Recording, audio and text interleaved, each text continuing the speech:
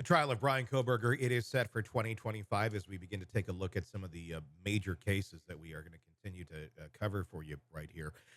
It's looking like August 11th, trial commencement for Bryan Kohberger, expected to last all the way into November of 2025. Could be a several month ordeal. Joining me to discuss, Shavaun Scott, psychotherapist and author.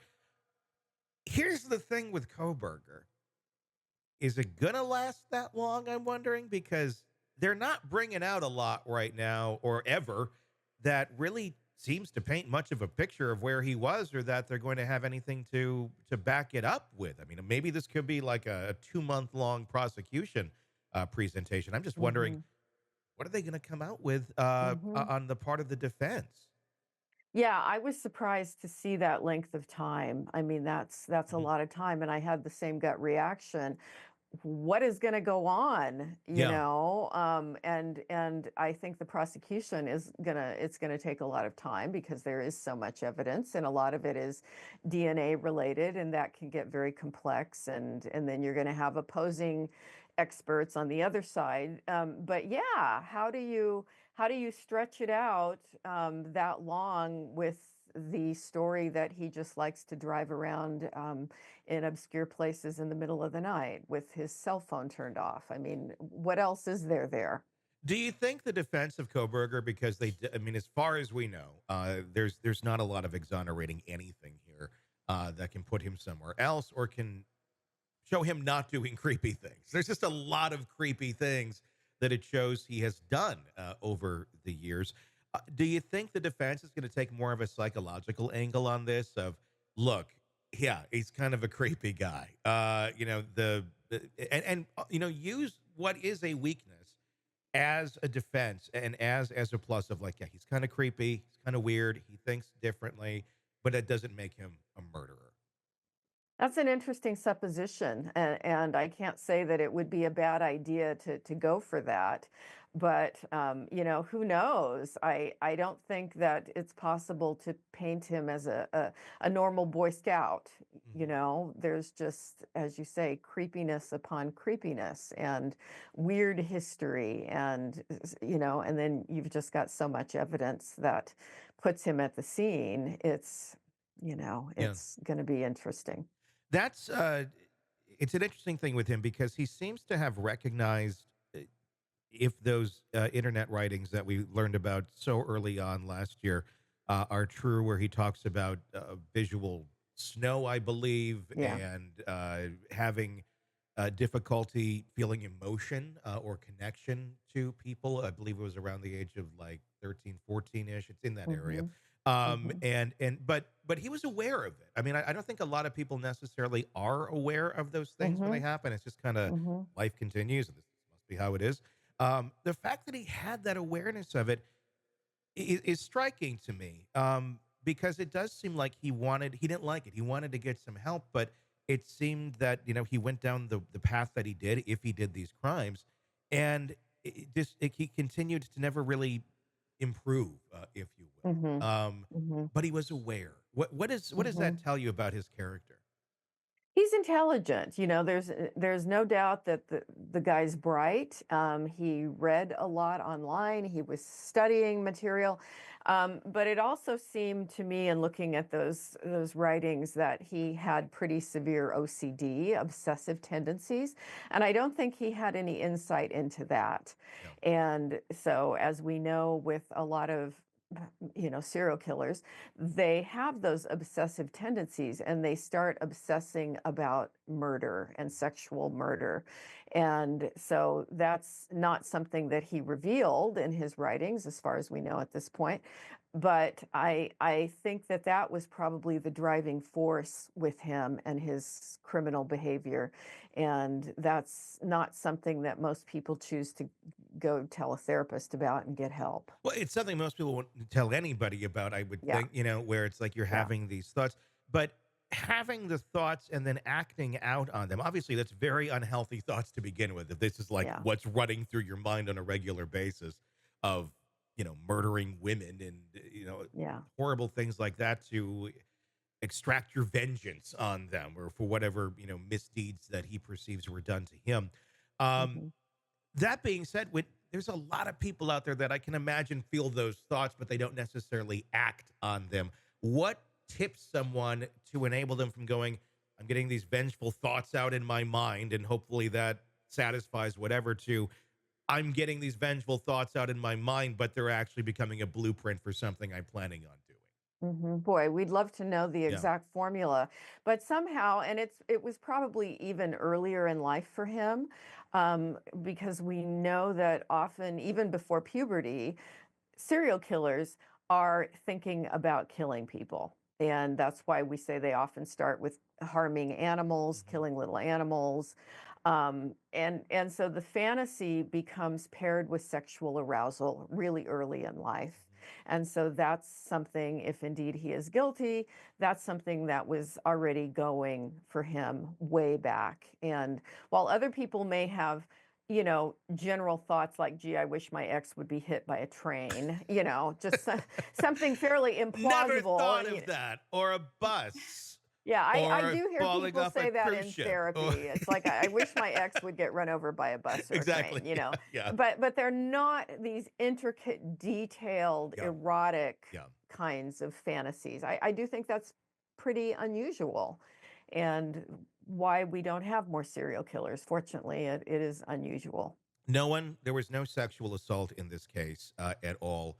Uh, is this a sexual crime though? Is there something that connects it here? I mean, obviously the girls very much sexualized themselves online with the pictures and everything that we Yeah, saw of them. They were not shy about showing off what they had. yeah. And what makes this then a sexual crime without there ever being any sort of assault or anything of that nature? That's a great question because it confuses most people.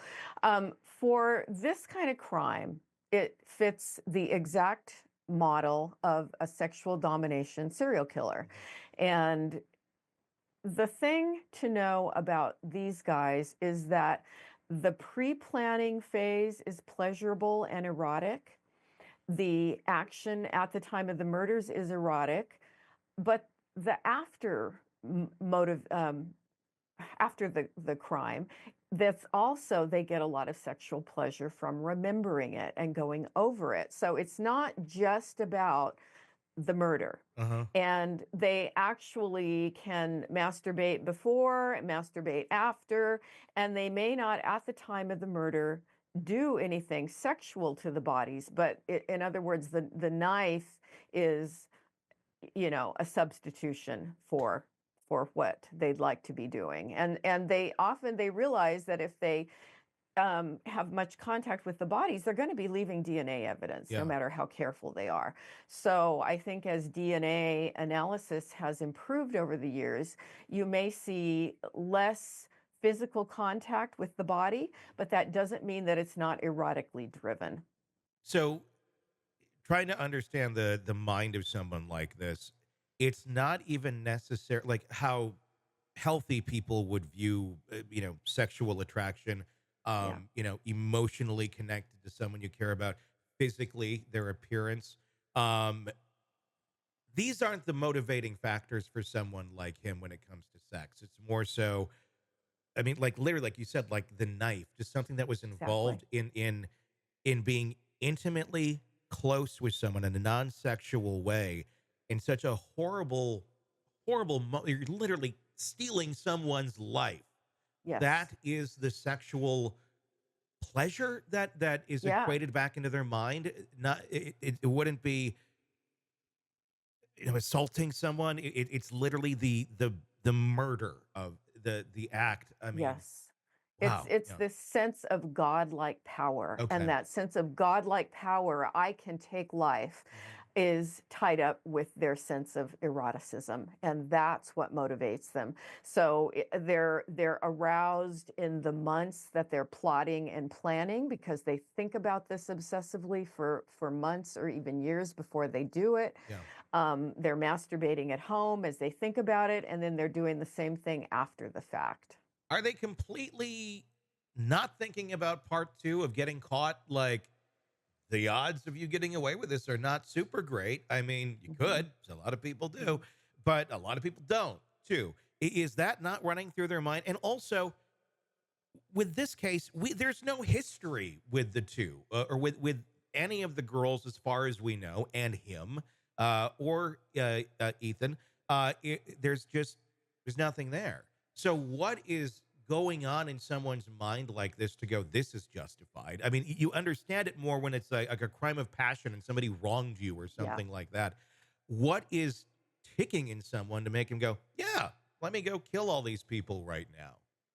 My guess is that, because it's a fairly small community, that he had seen at least one of the girls, or seen them online and did some stalking. We know he was driving by the home. He found out where they lived, and he was very likely had the fantasy about one of them in particular. And just because the other people were present, it just added to his excitement and his thrill. And I think that narcissism is one of the consistent components with these guys, a severe, very twisted, dark sort of narcissism combined with sadism.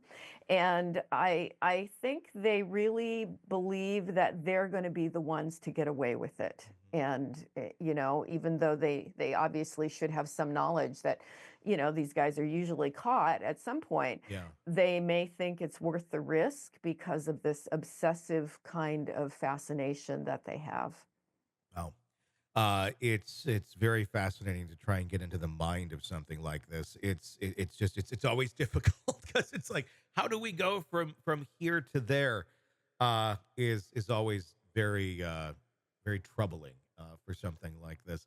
Yeah, that trial, it's going to be very fascinating to watch when it comes up later in the year. Bryan Kohberger, another one we're watching for 2025. Hey, thanks for checking out the video. Be sure to follow us wherever you download podcasts, and especially Apple Podcasts, where you can get advanced episode and premium content on our premium channel right there. Also, be sure to follow us on social media so you don't miss any breaking updates on the stories that matter to you most. We're on TikTok, X, Instagram, Facebook. Just search Hidden Killers Podcast with Tony Bruschi, and you'll find us right there. Again, thanks for watching.